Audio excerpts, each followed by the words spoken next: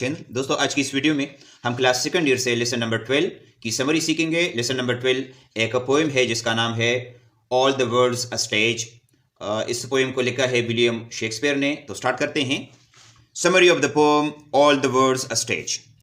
In this poem, the poet William Shakespeare compares this world to a stage and all the men and women to players or actors.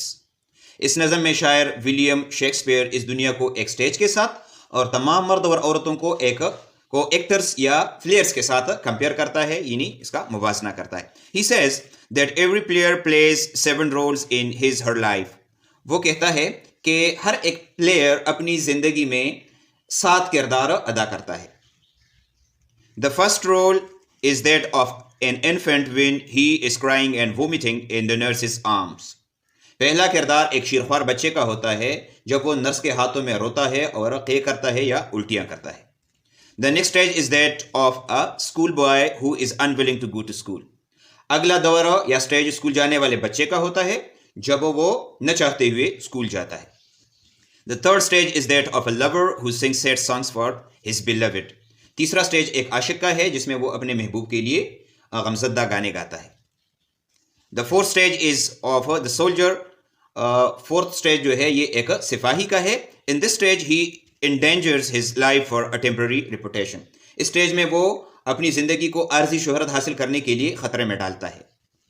The fifth stage is of a जज। पांचवा stage एक जज का होता है। He has a big belly. He cites wise sayings and modern instances. इस stage में उसकी बड़ी सी पेट होती है और वो कहावतें और जदीद मिसालों का हवाला देता है अपनी बातों में। The sixth stage is that of an old and weak man. छठा स्टेज एक बूढ़े और कमजोर आदमी का होता है। His manly voice becomes like that of a child. उसकी मर्दों वाली आवाज बच्चों जैसी हो जाती है। In the last stage he becomes a child once again. और आखिरी स्टेज में वो दोबारा बच्चा बन जाता है। He loses everything including his teeth, eyesight and taste. वो सब कुछ खो देता है जिसमें उसके दांत, नजर और जायका सब शामिल होते हैं। The poet says that this way his active life comes to an end.